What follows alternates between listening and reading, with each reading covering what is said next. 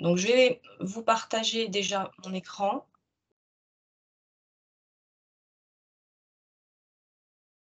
Alors, normalement, vous devriez voir, mon partage. Donc dans un premier temps, donc je vais vous indiquer les documents qui vont vous être demandés, au titre du contrat et ensuite, les services qui sont inclus au contrat et pour terminer, on ira directement sur l'espace client, et puis aussi vous montrer comment vous connecter si toutefois vous n'avez pas encore, fait le nécessaire et ensuite on ira directement sur internet pour voir, tout ce que vous pouvez, utiliser sur l'espace. Donc on y va. Alors, donc voilà, donc ce que je vous disais, on va, évoquer plusieurs sujets, donc les documents à fournir, quelques petites informations également, qu'on va faire passer en même temps, les services qui sont inclus au contrat et donc l'espace client. Au niveau des documents à fournir, donc je vais pas, enfin passer trop de temps pour lister tous les documents, parce que, bon voilà, il y a sûrement la plupart des documents que vous connaissez déjà. Hem, donc je vais peut-être plus me focaliser sur certains documents et les évolutions statutaires surtout, sachant que le support également sera remis, au centre de gestion, donc il pourra vous le transmettre si vous en avez besoin. Donc pour l'accident de travail, donc c'est les documents que vous devez, normalement avoir, dans les mains, quand, un agent vous fait une déclaration d'accident de travail. Sachant que l'enquête administrative, quand vous allez, déclarer, un accident de travail, accident de trajet, sur, le site, de Sofaxis, l'enquête pourra être générée automatiquement. Donc ça, je vous montrerai tout à l'heure. Après, les certificats médicaux, donc ça, depuis le CITIS, les lésions sont obligatoires.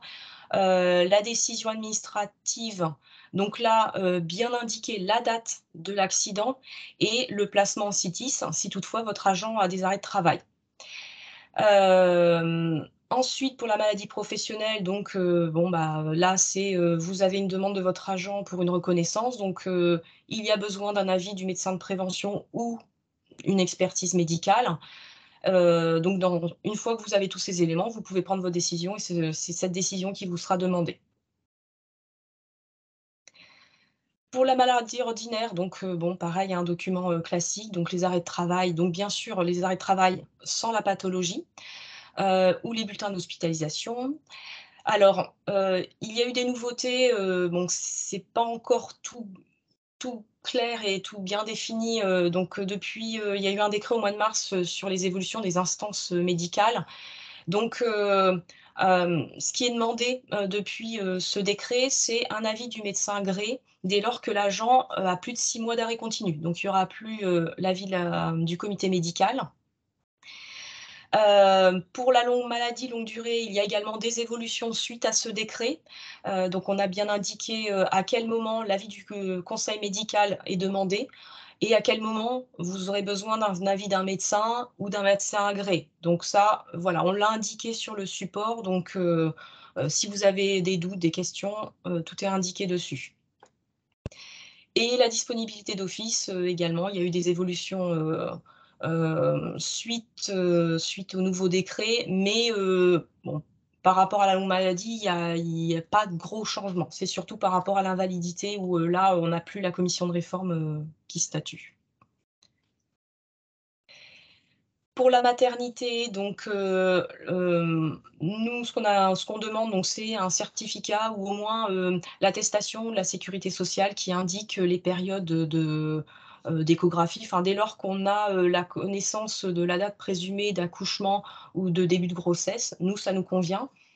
La décision, bon celle-ci, systématiquement parce qu'on a besoin de savoir, les périodes de congé, légal, de repos supplémentaire ou de couches pathologiques, s'il y en a.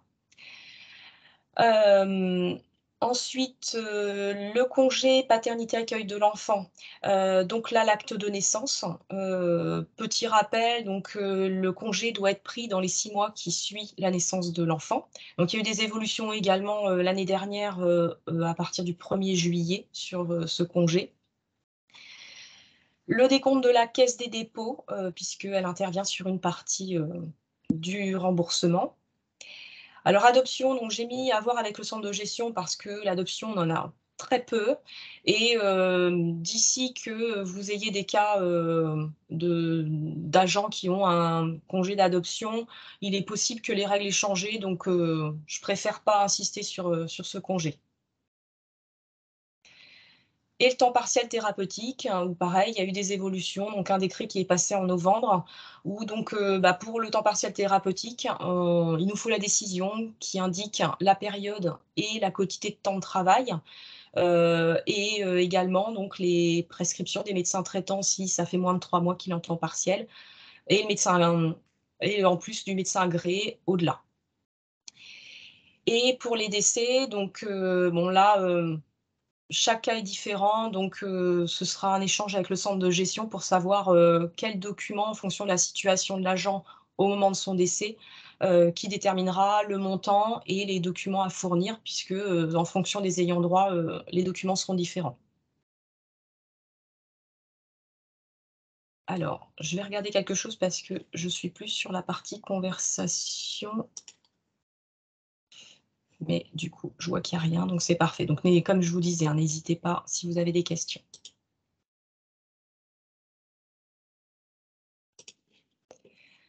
Ensuite, donc pour les agents non CNRACL, donc là, il y a pas eu d'évolution. Il nous faudra donc la déclaration, donc plutôt que l'enquête, ce sera une déclaration que vous ferez auprès de la sécurité sociale, donc une copie. Hem, la notification de la sécurité sociale puisque c'est elle qui détermine la prise en charge. Les décomptes, dès lors que l'agent fait plus de 150 heures par trimestre, pour toutes les collectivités.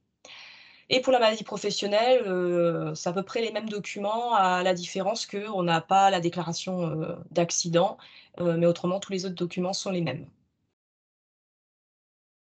Maladie ordinaire, donc c'est, quasiment la même chose que pour les CNRACL, avec, en plus les décomptes sécurité sociale pour les plus de 150 heures. Pour, la maladie grave, c'est quasiment pareil que pour la longue maladie. La maternité, pareil, il y a pas de changement par rapport au CNRACL. Congé, paternité, accueil de l'enfant, la seule différence, c'est qu'au lieu que ce soit la Caisse des dépôts qui intervient sur une partie, c'est la sécurité sociale. Donc voilà pour, voilà, la liste des documents qu'on va vous demander pour chaque risque. Là, des petites informations complémentaires donc, par rapport donc à la prise en charge de la sécurité sociale, il faut que l'agent fasse plus de 150 heures par trimestre et tout employeur confondu. Alors si vous ne savez pas combien d'heures fait votre agent, chez les autres employeurs, dans ce cas-là, n'hésitez pas à faire une déclaration à la sécurité sociale et elle vous répondra elle a toutes les informations. Elle vous dira que, l'agent ne rentre pas dans les critères. Pour les documents, donc tout ce qui est arrêt de travail, donc maladie ordinaire, ou repos supplémentaire, couche pathologique, ne surtout pas conserver le volet 1. Ce document doit absolument être conservé par l'agent et lui doit vous fournir le volet 2 ou 3. Vous, dans le secret médical, vous ne devez pas avoir, connaissance de, la raison de son arrêt maladie. Pour, l'accident de travail, donc là, la différence de la maladie ordinaire, là, vous êtes obligé d'avoir le certificat qui indique les lésions. Votre contrat, les délais de déclaration et de transmission des documents, donc vous avez 120 jours pour nous transmettre tous ces éléments et faire la déclaration sur internet. Quand vous donc je vais vous montrer comment intégrer, les documents. Donc, quand vous avez, plusieurs documents à intégrer, donc un certificat, un bulletin de salaire, une décision, vous verrez, vous allez devoir intégrer par type de document. Donc quand vous allez intégrer un certificat médical, bien mettre que les certificats médicaux dedans. Il peut y en avoir plusieurs, mais surtout ne pas mettre un certificat médical, un bulletin de salaire et une décision dans le même pli qui s'appelle certificat médical. Hem, Par rapport à tous les documents que je vous ai listés, en fonction de l'analyse du dossier qui sera fait par le centre de gestion, des documents complémentaires peuvent vous être demandés, donc ne soyez pas surpris. Bon, je vois que j'ai copié 2 fois, qu'il faut, heu, qu'il faut intégrer, qu'un type, dans chaque pli, mais bon, voilà, je suis désolée. Et puis oui, information, donc on sait qu'il y a pas mal de fusions de trésorerie, et votre département est aussi impacté. Donc bien penser à transmettre le RIB au centre de gestion pour qu'on puisse, mettre à jour, nos bases, autant eux que nous. Donc voilà la partie, documents et des petits rappels. Donc pour les services qui sont associés au contrat. Donc tout d'abord, on a le contrôle médical. Alors, le contrôle médical, il comprend la contre-visite. Donc, la contre-visite peut être faite sur tout type de risque, dès lors qu'ils sont assurés. Et celle-ci, elle va vérifier au moment de l'examen de l'agent si il est apte à cet instant à la reprise ou il est toujours inapte. Voilà, ce sera la seule question qui sera posée au médecin. Donc voilà, si vous voulez, vérifier que, bah, l'arrêt en cours est toujours justifié médicalement ou vous voulez voir si, s'il peut reprendre, donc dans ce cas-là, voilà, vous pouvez, mettre en place une contre-visite. Donc cette contre-visite est programmée assez rapidement par rapport, au jour de la demande. Une expertise médicale, donc l'expertise, elle est prise en charge, pour tout ce qui est risque professionnel, toujours assuré. Donc là, on sera plus sur une analyse, globale, de l'agent, un examen vraiment médical poussé, par rapport à la pathologie, qu'il a déclarée dans son accident de travail ou sa maladie professionnelle. Donc là, entre le moment où vous aurez, vous aurez fait la demande de l'expertise médicale, il peut, y avoir quelques semaines qui s'écoulent, avant le rendez-vous parce que, bah, il faut trouver le médecin, sa enfin son en fait, en fonction de la pathologie de l'agent, on va pas prendre le même médecin. Donc si c'est un problème, au niveau du cœur, on va aller voir un cardiologue, enfin voilà. La spécialité du médecin sera différente. Donc une fois qu'on reçoit votre demande, en fait, c'est, Sophaxis qui se charge de prendre rendez-vous auprès du médecin, de convoquer l'agent, de vous informer bien sûr de la date du rendez-vous et une fois que le rendez-vous est passé, qu'on a reçu le compte rendu du médecin, dans ce cas-là, bah, on vous transmet les conclusions.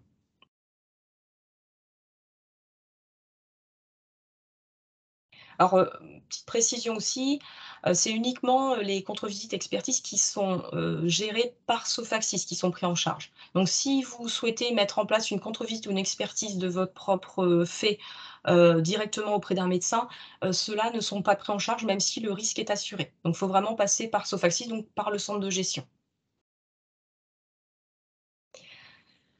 Le recours contre tiers, donc le recours contre tiers, c'est, votre agent a été victime d'un accident, qui est le fait d'un tiers. Donc ça peut être autant pour un risque professionnel, donc un accident de trajet, un accident de service, ou alors dans la vie privée. Donc dès lors que vous avez connaissance, que votre agent a été victime d'un accident, causé par un tiers, dans ce cas-là, il faut penser à le détecter, donc je vous montrerai comment faire. C'est très important parce que derrière, la compagnie d'assurance va pouvoir récupérer, les sommes qui ont été engagées au titre, des arrêts de travail, mais également vous, vous pourrez, récupérer, une partie des sommes que vous avez engagées qui n'étaient pas assurées. Par exemple, si vous assurez, que le traitement de base, bah, tout ce qui est charges patronales, indemnités, bah, on pourra faire le recours sur cette partie-là. On a mis quelques exemples, de recours, heu, donc voilà, le plus facile à repérer, c'est un accident, avec, son véhicule, un refus de priorité, ou tout autre, enfin où la personne, traversait un passage, clouté ou traversait la rue et du coup, il a été renversé par un véhicule. Ça peut être, il se promenait dans la rue, il y a un pot de fleurs qui est tombé sur la tête, ça peut être, il était dans un moyen de transport, enfin un bus et puis le bus a freiné, parce que, bah, il y a quelqu'un qui est passé au même moment et la personne est enfin l'agent est tombé et puis, s'est fait mal. Donc voilà, ça il y a vraiment, plein de cas.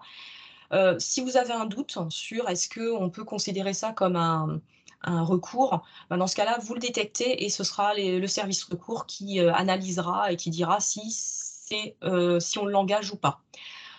Autre chose, quand c'est un recours, où, bah, il y a peu de sommes qui sont engagées, souvent le recours est classé sans suite parce que, bah, le coût du traitement du recours est plus élevé que, le coût réel, du risque. Et dernière chose qui est inclus aussi au niveau du contrat, donc c'est tout ce qui est soutien psychologique. Donc, soutien individuel ou collectif, donc on a plusieurs programmes, qui sont proposés. Donc, si vous avez le cas d'agents, qui, sont en souffrance, soit,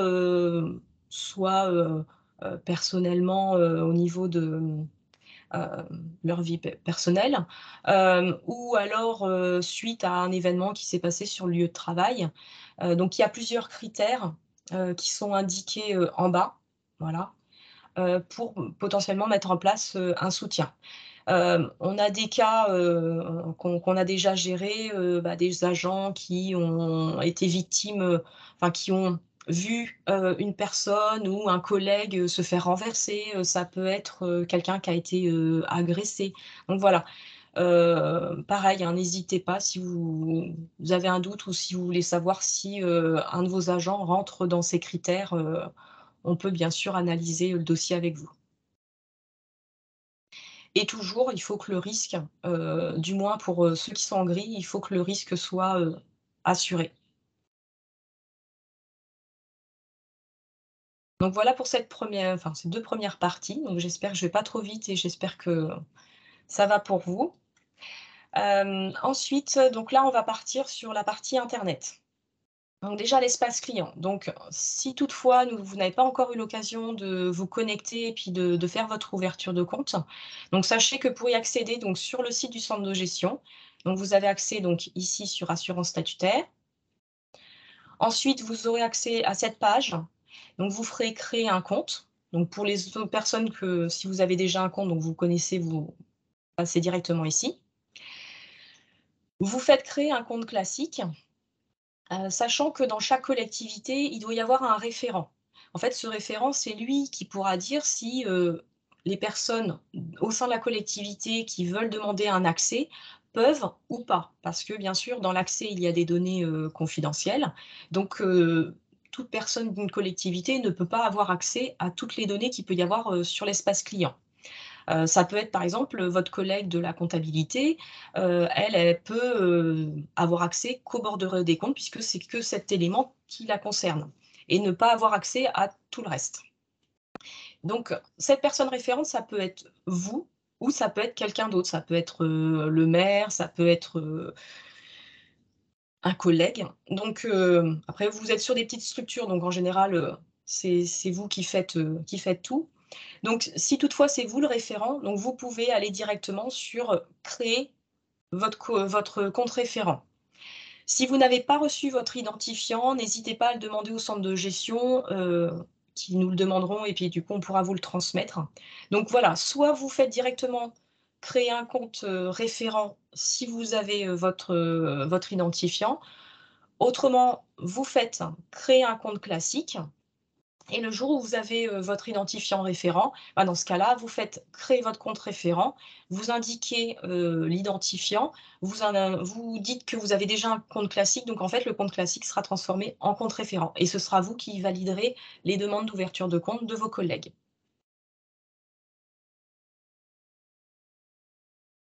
Alors du coup, on va passer sur l'espace client. Voilà, donc bon, on va dire qu'on s'est connecté, on a renseigné les identifiants, les mots de passe, donc vous arrivez sur cette page. Donc, en tant que référent, vous avez accès ici à gestion des utilisateurs. Donc, c'est là où quand un collègue voudra créer un compte, vous aurez l'information que vous avez une demande à valider et vous cliquerez ici et là, vous validerez ou non l'accès à certains modules. Vous aurez ici une communication qui pourra être faite, donc vous voyez, il y a des bandeaux qui circulent, donc n'hésitez pas à les consulter, on essaie de mettre des communications, régulièrement. Si vous avez besoin de modifier votre, mot de passe, hein, par exemple, hein, ou vos coordonnées, bah, du coup, c'est en haut à droite. Cette partie-là, je la passe, on en parlera un petit peu plus tard. Au niveau des modules, donc vous avez une partie au niveau gestion et une partie au niveau contrat. Ici, au niveau contrat, donc vous allez y retrouver vos contrats, donc que vous avez, signés, le certificat d'adhésion, entre autres. Donc dès lors qu'il a été signé, vous pourrez le retrouver à ce niveau-là. Au niveau des bases d'assurance, donc si ça n'a pas encore été fait, il va falloir que vous les saisissiez. Donc on va, faire un exemple. Voilà. Donc là, vous avez plusieurs zones. Donc une zone formulaire à saisir. Donc là, on est sur une collectivité, qui avait déjà, des contrats précédemment. Donc elle avait déjà renseigné donc sur les contrats précédents les formulaires et ensuite ici, vous avez la partie quittance. Donc, les quittances, c'est une fois qu'elles sont générées, vous avez l'information ici. Vous avez entre autres l'information du montant. Par contre, les factures, les avoirs, vous les retrouverez directement sur Chorus.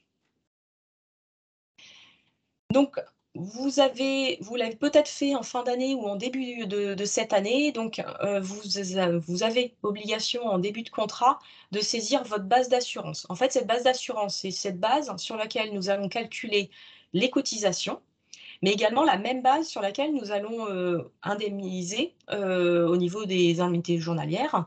Donc il est important de la saisir parce que tant que vous ne l'avez pas saisie, donc la facture ne peut pas être générée et les prestations ne peuvent pas être validées puisque nous n'avons pas la base.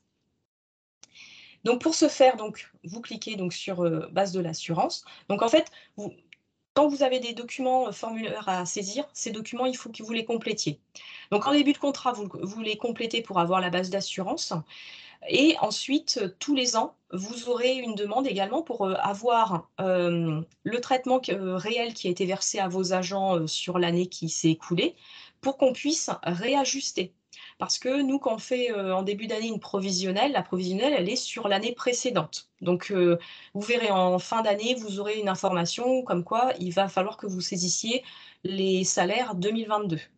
Et donc tous les ans, ce sera, comme ça et donc en début d'année, on fait une provisionnelle, donc par rapport à la base de l'année précédente et en fin d'année, on réajuste par rapport au salaire réellement versé. Pour ça qu'ici, on voit, sur la partie basse au niveau quittance, on a en 2020 une provisionnelle qui a été de 1 287 et un réajustement de 70 €. Mais le réajustement peut être également en négatif si toutefois, le traitement a été inférieur. Si vous avez par exemple un agent qui a eu du demi-traitement, du coup ça fera moins de traitement. Donc on repart sur les formulaires à saisir, donc base d'assurance. Donc ici, donc, on va créer un exemple. Donc là, par exemple, vous avez eu 2 agents au cours de l'année, donc vous indiquez l'effectif. Ensuite, vous indiquez le montant total des 2 agents, donc là, on va prendre un montant au hasard. Si vous souhaitez assurer de la NBI, dans ce cas-là, vous indiquez le montant NBI qui ont été, versés à vos agents. Mais si vous ne souhaitez pas l'assurer, dans ce cas-là, vous renseignez rien. Au niveau des charges patronales, pareil, si vous souhaitez, assurer, un pourcentage de charges patronales, dans ce cas-là, vous le renseignez. Autrement, vous laissez la case vide. Au niveau des indemnités accessoires, donc il y a 2 possibilités, donc soit vous assurez enfin même 3, vous assurez rien, donc vous remplissez rien, soit vous décidez d'assurer une liste d'indemnités ou alors vous souhaitez assurer un pourcentage.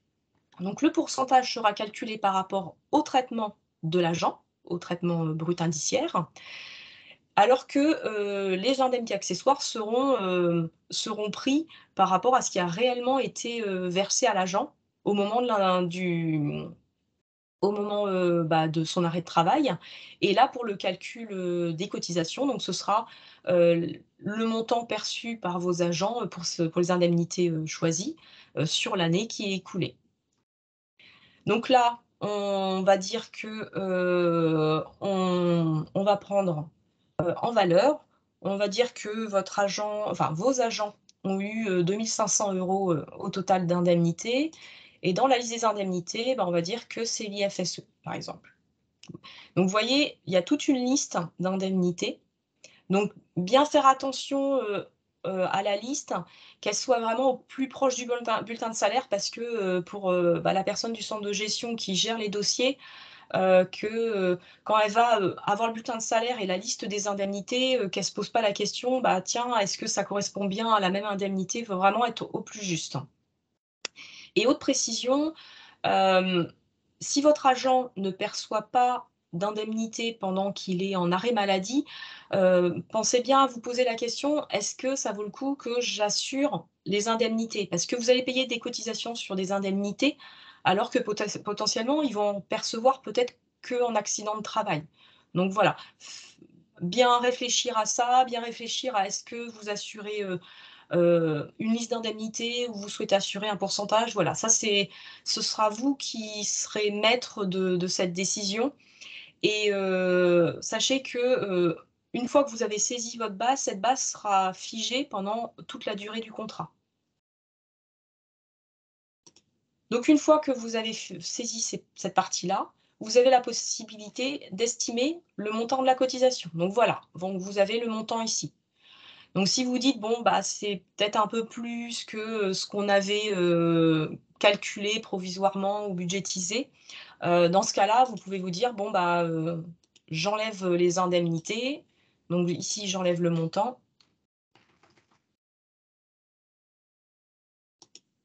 Voilà et je recalcule et je vois, le montant de cotisation, que ça fait après, modification.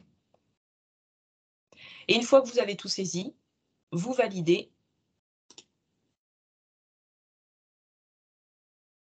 et ensuite donc ça arrive à ce niveau-là, sur la partie, formulaire renseigné.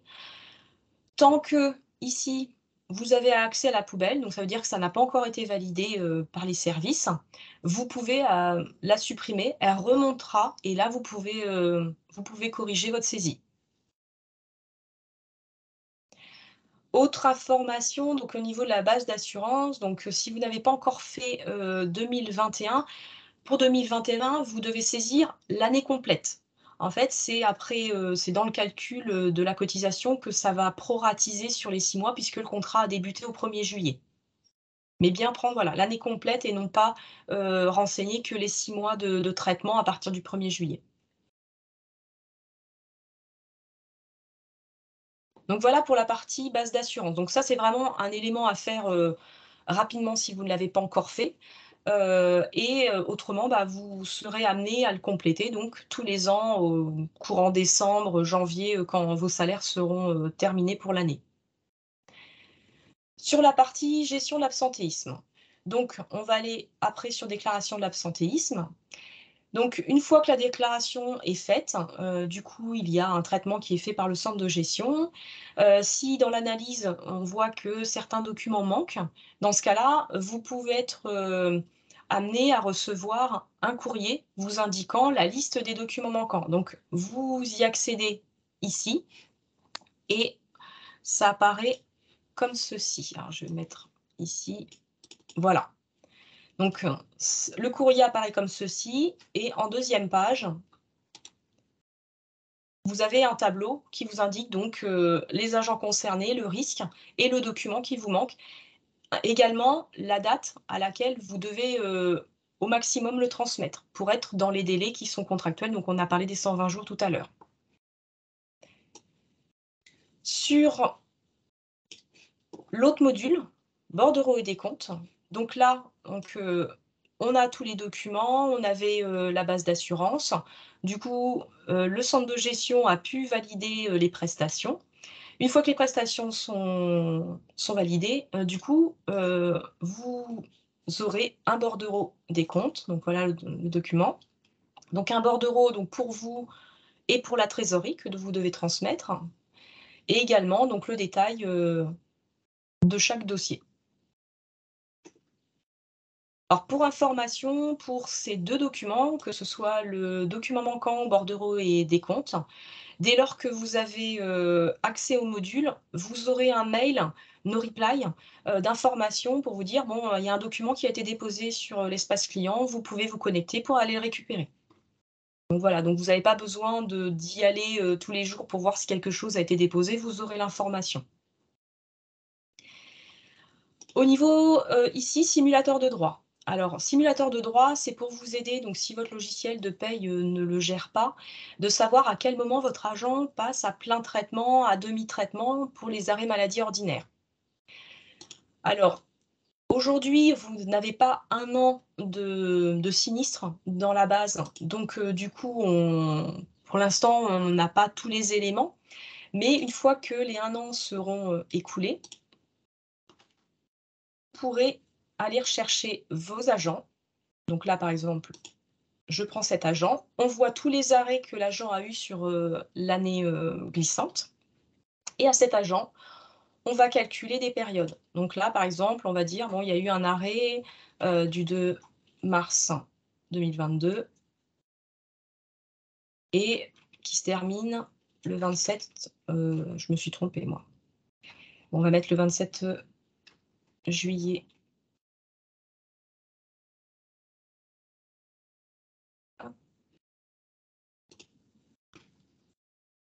Voilà, donc là, vous avez en vert la période, à plein traitement, donc sur l'année glissante et où il y a les petits carrés rouges, donc ça, c'est la période qui a été analysée.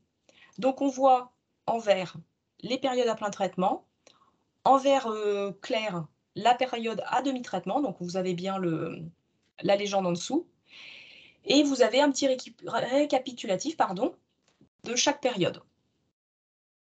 Alors si toutefois, aujourd'hui, vous avez un arrêt et bon, il y a eu pas mal d'arrêts sur votre agent, sur l'année glissante, vous avez déclaré, sur au centre de gestion, les arrêts de travail. Il manque juste un arrêt, qui était, juste avant, l'adhésion au contrat. Dans ce cas-là, vous pouvez ajouter des périodes ici. Donc là, par exemple, vous dites, il y a eu aussi un arrêt, du 10 octobre 2021, jusqu'au, 15 octobre 2021. C'était à plein traitement et du coup, on peut calculer. Ça rajoute la période et du coup, ça prend en compte, pour le passage à demi-traitement. Donc voilà pour le simulateur de droit qui, est très pratique, quand, le logiciel de paye ne calcule pas.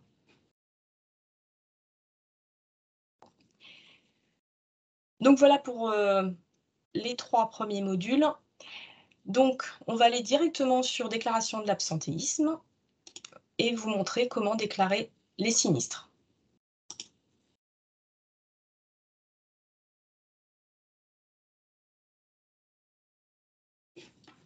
Donc voilà comment ça se présente. Donc mes actions en cours, on le verra, après.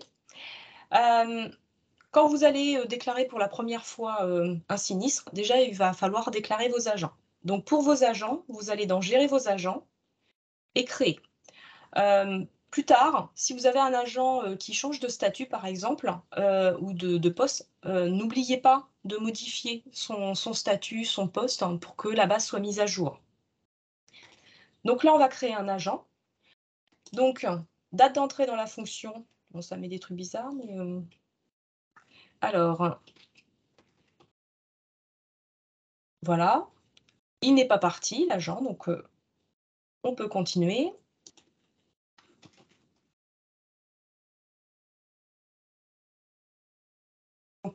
Mince, hop. Après voilà, hein, vous avez juste à compléter les champs. Donc, c'est ceux où il y a le petit astérix rouge, ces champs sont obligatoires.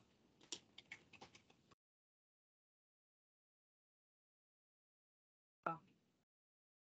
Je garde pas les noms des champs, donc forcément. Mmh.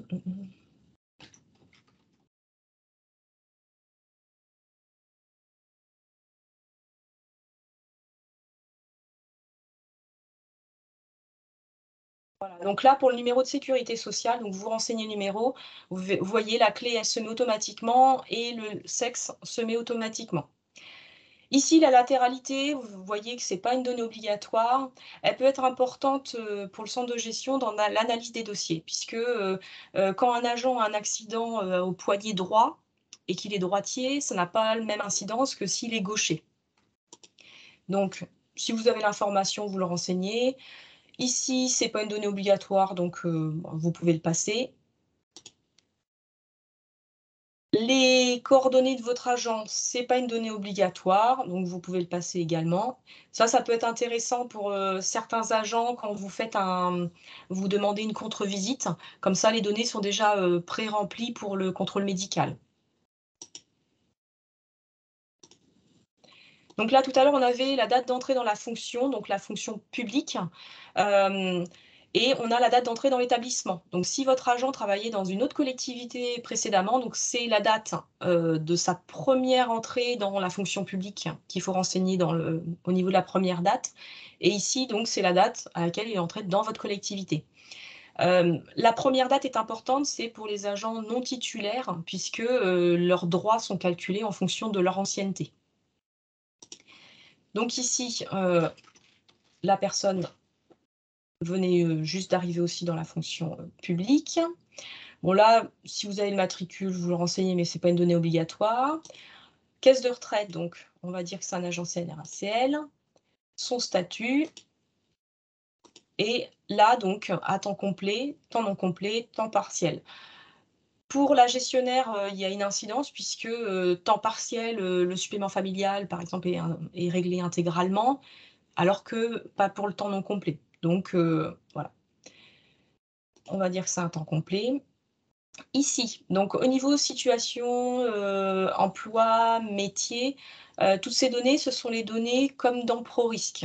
Je ne sais pas si vous connaissez, ProRisk, donc c'est un logiciel qui récupère, toutes les données, de risque professionnel, des agents CNRACL.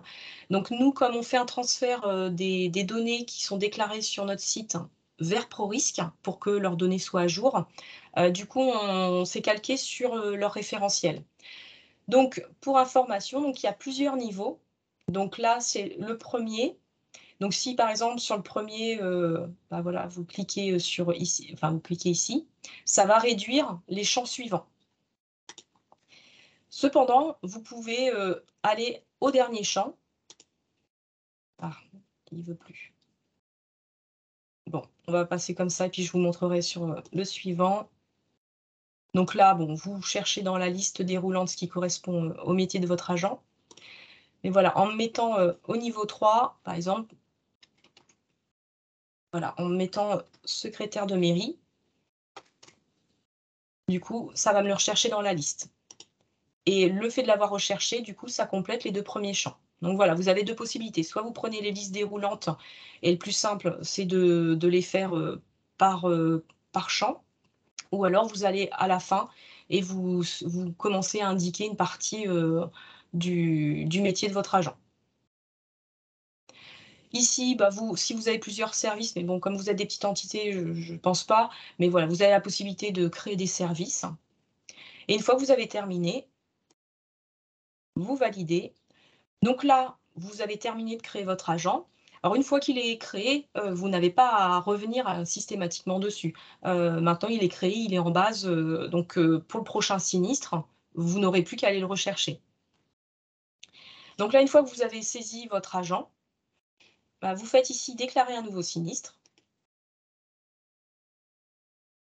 Ici, vous allez, rechercher le risque, dans lequel est votre agent. Donc là, on va partir sur un congé de maladie ordinaire. Donc vous verrez, les champs seront différents en fonction des risques, qui sont pris.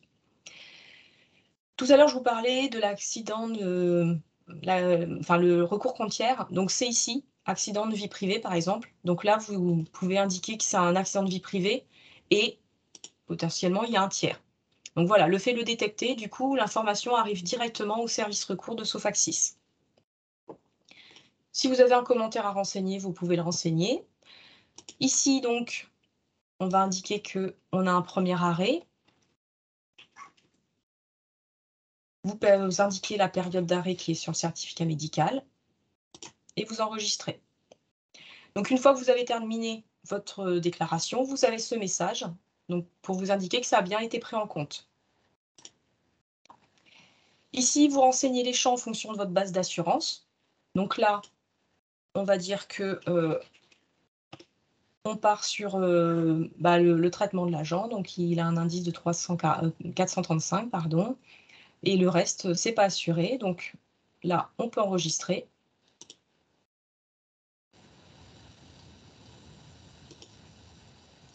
Et à la fin, donc vous arrivez sur cette fenêtre où là, vous allez pouvoir intégrer les documents qui sont liés à ce sinistre.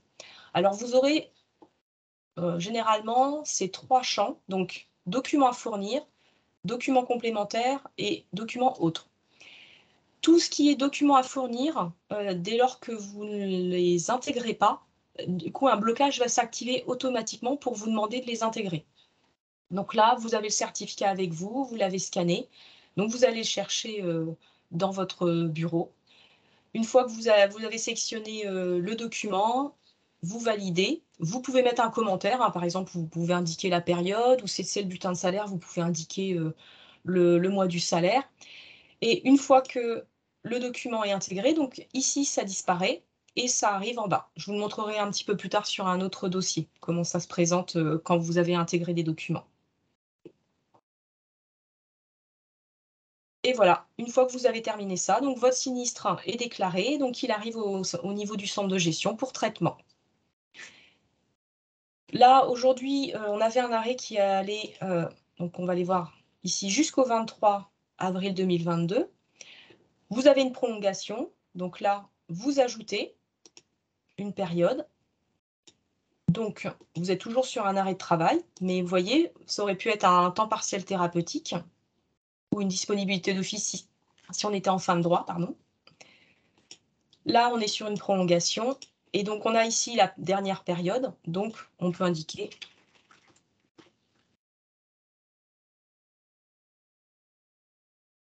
voilà. Après, on est sur la même période de salaire, donc c'est pour ça qu'on a toujours que la ligne du mois d'avril et vous pouvez, intégrer, le certificat de prolongation. Donc voilà pour la création d'un agent et on déclare tout de suite un sinistre.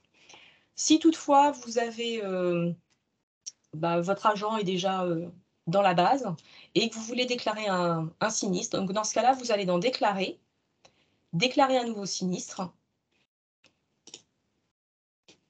Ici, vous indiquez alors il faut minimum 3 lettres et voilà, après ça vous propose une liste, qui correspond aux 3 lettres saisies. Là, voilà, là, on voit le cas d'un agent où il y a eu beaucoup d'arrêts de travail, donc bon, c'était un contrat c'est un contrat, voilà, où ils sont assurés depuis pas mal d'années, donc c'est pour ça qu'on a beaucoup d'événements et donc sur celui-ci, eh bien, on va dire qu'on crée un nouvel événement. Alors là, on va partir sur un accident de travail, donc vous voyez, au niveau accident de travail, il y a plus de champs à compléter.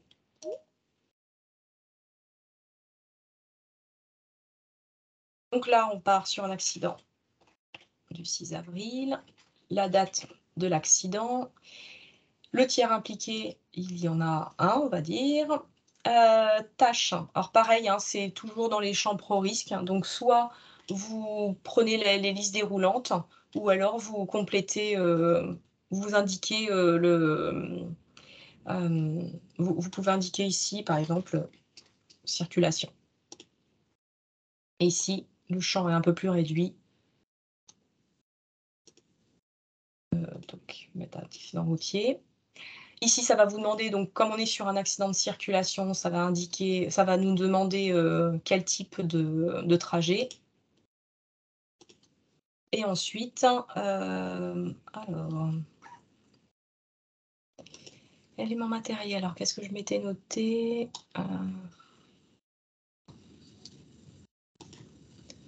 Donc là, je m'étais noté que dans la liste, il y a une partie véhicule. Voilà, on a un véhicule, donc là, on va dire véhicule léger. Donc voilà, le fait de compléter cette partie-là, ça complète automatiquement la première. Et ensuite, facteur potentiel, alors là, il n'y a pas d'obligation de saisir facteur potentiel, donc si vous voulez le saisir, vous pouvez. Mais voilà, c'est pas une donnée obligatoire, surtout que facteur potentiel, souvent, c'est plus, une analyse, prévention. Ensuite, ici, vous pouvez aller chercher, la pathologie. Donc là, votre agent, il s'est fait une entorse cervicale. Donc voilà, on tape les premiers mots, entorse cervicale et ensuite, du coup, ça complète automatiquement la nature et le siège des lésions.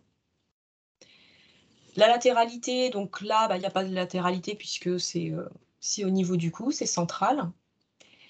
Ici, donc, on vous demande, de le saisir ou pas, c'est pas une obligation, savoir si l'imputabilité a été reconnue. Donc ça, c'est est-ce que, l'autorité a reconnu ou pas au moment où vous avez fait la saisie? Donc si oui, dans ce cas-là, vous pouvez, mettre, «reconnu administrativement». Si l'autorité ne souhaite pas reconnaître, dans ce cas-là, vous mettez «non». Si elle a un doute et elle souhaite, faire un peu une enquête, par rapport à ce qui s'est passé avec, les témoins et cetera, donc dans ce cas-là, vous pouvez mettre «doute» ou alors vous mettez rien parce que vous n'avez pas l'information et bah, du coup, la décision, vous sera demandée, a posteriori pour savoir, votre décision finale sur, l'imputabilité de cet accident. Ici, on demande les heures de travail de votre agent et ensuite donc les circonstances détaillées. Donc cet élément est important parce que, dans l'analyse du dossier, le fait d'avoir, bah, l'agent a chuté, c'est trop juste. C'est, l'agent a chuté, en se rendant, à la mairie, sur le parking et cetera, ou, a mis le pied dans un trou, enfin voilà. Bon là, on va indiquer que, l'agent était au feu rouge.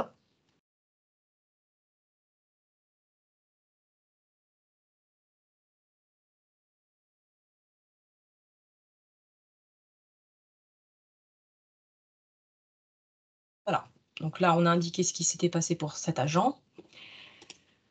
Hem, Là, l'agent, il n'a pas d'arrêt de travail, il a juste, fourni un certificat médical avec des soins. Donc ici, on indique qu'il n'y a pas d'arrêt. Donc là, vous enregistrez, toujours le petit message pour dire que ça a été pris en compte et voilà, c'est à ce moment-là où, comme tout à l'heure, je vous indiquais, l'enquête administrative va se générer automatiquement. Donc elle va, reprendre tous les champs que vous venez de renseigner, sur déclaration de l'absentéisme et vous aurez ce message, savoir si, oui ou non, vous voulez l'intégrer automatiquement dans l'applicatif. Si vous ne l'intégrez pas, dans ce cas-là, vous intégrez soit votre enquête, que vous avez en interne ou alors vous l'imprimez et dans ce cas-là, bah, vous la scannez et puis vous l'intégrez un petit peu plus tard. Donc là, on va dire, «oui». Bon là, j'ai un message d'erreur, mais parce que je suis sur une base test. Là, donc suite à son accident, donc toujours les conséquences. Donc en fait, on a toujours un risque et une conséquence où, il y a plusieurs types de conséquences entre les arrêts, les soins, les temps partiels, disponibilité d'office. Donc là, on a dit qu'il y avait pas d'arrêt, donc c'est pour ça que ça ne nous le propose pas. Par contre, on a une période de soins, donc l'accident était du 6, donc il a des soins du 6 et le certificat indique une fin de soins pour l'instant jusqu'au 20 avril. Là, ça me l'a pas, enlevé parce que, le logiciel test, il le prend pas en compte, mais le fait d'intégrer l'enquête, en fait, l'enquête, il y aurait plus, dans cette liste, l'enquête, elle serait directement en dessous et vous auriez plus qu'à intégrer le certificat médical, mentionnant les lésions. Donc comme, tout à l'heure, hein, vous faites le petit plus, vous intégrez et après ça disparaît. Est-ce que pour l'instant tout va bien? Donc j'espère que je vais pas trop vite et j'espère que c'est clair.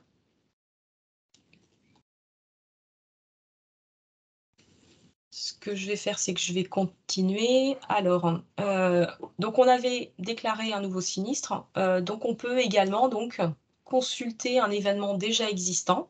Donc là, on va aller sur un autre agent.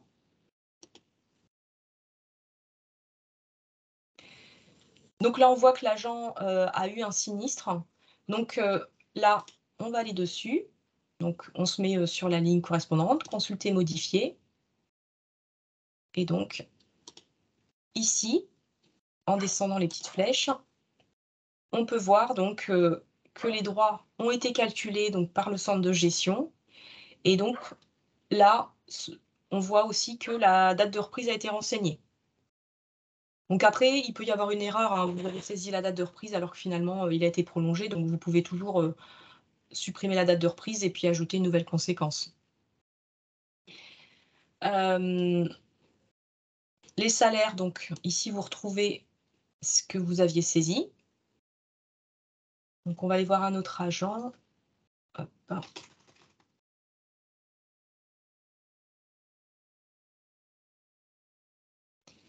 Ah oui, élément que je vous ai pas indiqué aussi, donc quand vous créez un accident de travail, donc l'enquête administrative, si vous la générez pas, vous pouvez à tout moment l'imprimer en cliquant ici.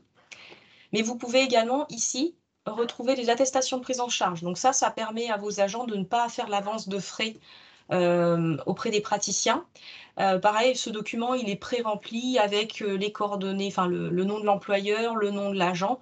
Donc, vous n'avez plus qu'à cliquer dessus et puis à l'imprimer et le remettre à votre agent. Donc là, on va consulter, modifier un événement qui a déjà été, traité. Donc là, vous verrez, donc il y a eu des frais médicaux qui ont été saisis. On voit qu'ils sont validés.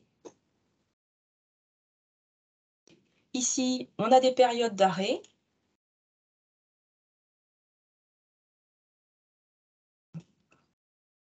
Voilà, donc on a les droits.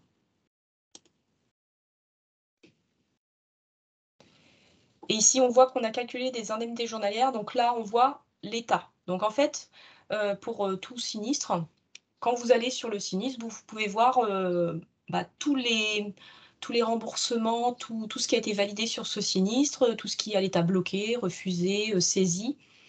Donc voilà, c'est vraiment transparent. Vous avez vraiment tous les éléments.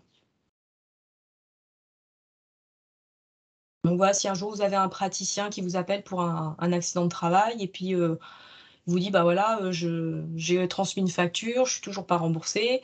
Donc, vous pouvez potentiellement retrouver sa facture ici et le renseigner sur la date de remboursement. Après, si vous la voyez pas à ce niveau-là, bah, après ce sera à voir avec le centre de gestion s'ils ont bien reçu cette facture. Donc voilà pour, tout ce qui est, créer un agent, créer un sinistre, créer et puis, ou modifier un sinistre. Alors vous verrez donc pour chaque sinistre, les champs sont différents. Hem, Maintenant, je vais vous montrer, d'autres, informations que vous pouvez trouver dans la déclaration de l'absentéisme. Entre autres, visualiser vos données. Donc par exemple, vous pouvez aller voir, la saisie qui a été faite aujourd'hui. Voilà, donc c'est ce qu'on a fait, ensemble, à l'instant. Ici, c'est, pour voir tous les documents que vous avez intégrés, donc ça peut être les documents qui ont été intégrés pour un agent, un type de document, un événement d'un agent. Donc plutôt que d'aller dans l'agent, vous pouvez retrouver ces données ici, ou alors pour voir, avoir une palette un peu plus large que, un dossier d'un agent. Et le relevé de compte, donc ça peut être plusieurs, donc il y a plein de critères, sachant que les données, sont que sur l'année glissante. Alors j'ai oublié de le préciser aussi pour tout ce qui est bordereau, décompte et documents manquants, c'est pareil, c'est que sur l'année glissante. Donc là, au niveau des, relevés de compte, vous pouvez aller rechercher autant, tout ce qui est remboursement de frais médicaux, indemnités journalières, vous pouvez aller voir tous les remboursements qui ont été faits, pour un agent, donc sur l'année glissante. Voilà, enfin, il y a beaucoup de données et vous pouvez faire des exports si vous le souhaitez. Alors si toutefois vous avez besoin de données plus larges que l'année glissante, dans ce cas-là, bah, vous vous rapprochez du centre de gestion. Eux, ils ont une vision, sur tout. Donc voilà, si vous avez besoin d'une période plus large, n'hésitez pas, à les consulter. Donc là, on va aller sur une période.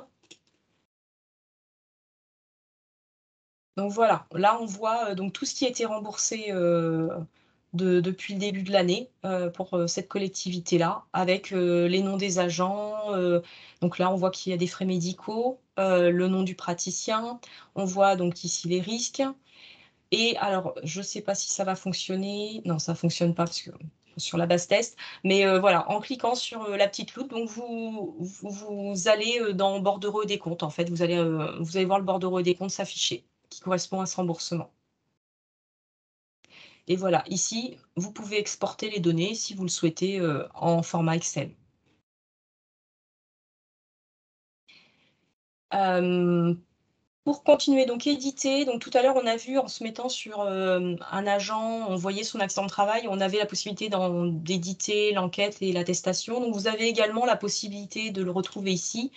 Donc, vous demandez une attestation, vous allez chercher l'agent et du coup, vous aurez l'attestation. Ensuite,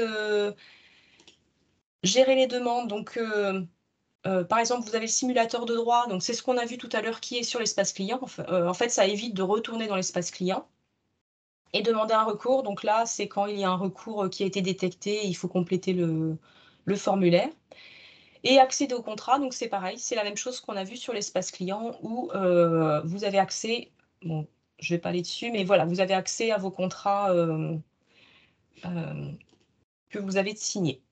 Voilà, je reviens sur ma page. Donc voilà, sur la partie, gestion, ensuite donc, vous avez mes actions en cours. Donc je vais vous montrer les 2 écrans parce que les 2 écrans, se vont au même endroit. Voilà. Donc, on a ah oui, on les voit pas les indicateurs, zut. Voilà, on les voit là. Donc on a vu tout à l'heure que ici vous avez des indicateurs. En fait, ces indicateurs vont ici, dans mes actions en cours. Donc quand vous avez un chiffre dans mes actions en cours, ce que vous devez faire, c'est d'aller vérifier à quoi correspond cet en cours. Donc cet en cours, il y a plusieurs types qu'on va voir ici. Donc alerte fin de droit, la demande de recours à compléter, document manquant. Donc document manquant, c'est ce qu'on retrouve, ici dans l'espace client. Dossier à clôturer, c'est ce qu'on retrouve ici. Puis bon, bah, du coup, le demande de recours, c'est ce qu'on retrouve là. Donc, quand vous cliquez ici, vous allez directement dans cette action en cours, mais que sur les documents manquants. Idem pour, les autres onglets. Donc on va revenir sur cette, fenêtre. Donc soit vous passez par les indicateurs sur l'espace client ou alors quand vous arrivez dans déclaration d'absentéisme, vous cliquez sur mes actions en cours. Alors soit vous ne faites pas de filtre et vous faites rechercher, dans ce cas-là, vous avez tout, ou alors vous choisissez de filtrer parce que vous avez beaucoup de choses. Bon là, c'est une grande collectivité, donc forcément il y a beaucoup de choses, mais normalement vous devriez avoir, moins de lignes. Donc alerte fin de droit. Donc là, c'est pour, les événements qui arrivent en fin de droit, statutaire. Donc ça peut être une maladie, à partir, enfin qui arrive au 1 an, une longue maladie aux 3 ans et longue durée, aux 5 ans. Donc l'alerte, c'est pour vous dire: «Attention, il faut que vous saisissiez, bon, aujourd'hui, le conseil médical pour savoir dans quelle position statutaire sera votre agent si toutefois il est toujours inapte à la fin de ses droits statutaires». Donc, vous avez cette alerte. Si là, pour cet agent, bah, vous dites: «Bon, bah, j'ai fait le nécessaire» ou «Je me le suis noté, dans mes tâches à faire», dans ce cas-là, vous supprimez, ça disparaît de la liste. Demande de recours, donc là, j'en ai ah si, j'en ai.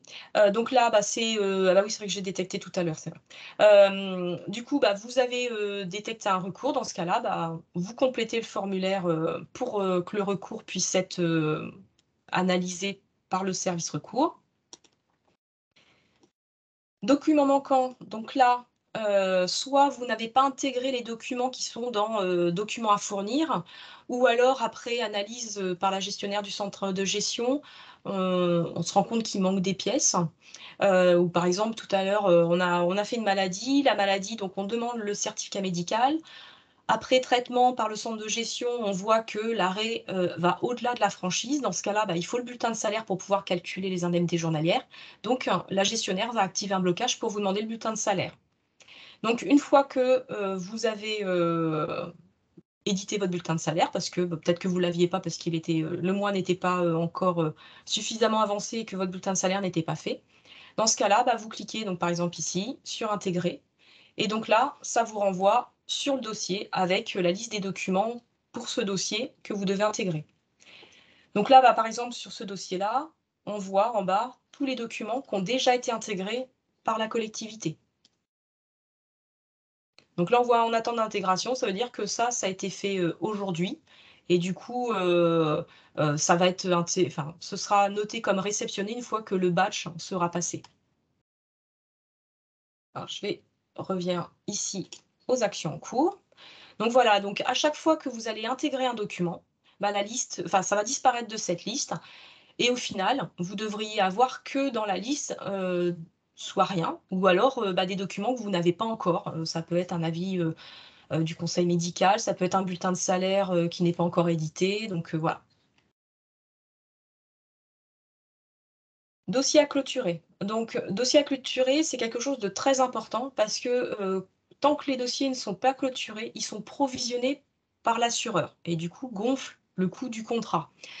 Donc, ici, vous aurez des sinistres, pour lesquels vous avez déclaré des arrêts de travail et pour lesquels il ne se passe rien depuis quelques semaines.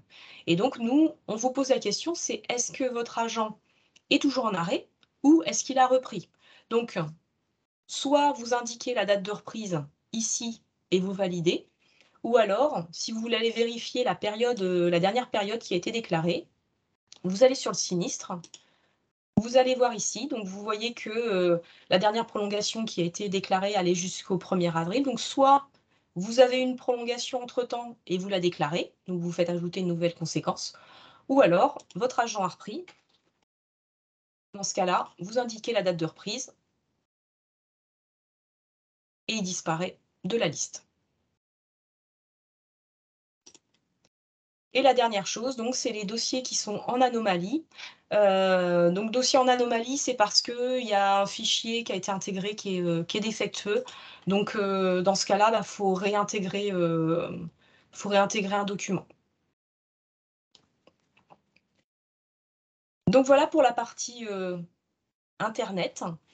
J'espère que ça a été clair. Bon, de toute manière, donc si vous avez des questions, n'hésitez pas à remonter vos questions au centre de gestion.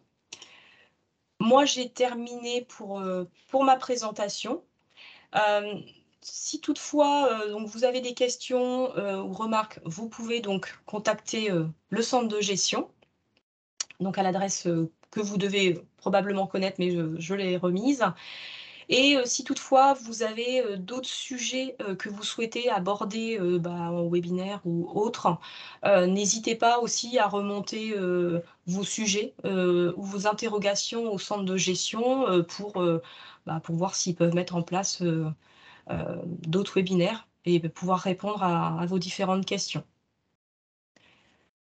Donc j'espère que cela a pu répondre à vos questions, vous aider, pour, la gestion en cours ou la gestion future de vos dossiers. Donc bon, si ça vous convient, c'est parfait. Bon, eh bien, bon courage du coup pour vos futures déclarations, en espérant qu'il y en ait le moins possible pour vous. On l'espère, toujours que dans les collectivités, il y ait moins d'absentéisme. Et puis bon, comme je vous ai indiqué, hein, n'hésitez pas à vous rapprocher du centre de gestion, si toutefois, vous avez des questions complémentaires ou des sujets à aborder. Je vous remercie.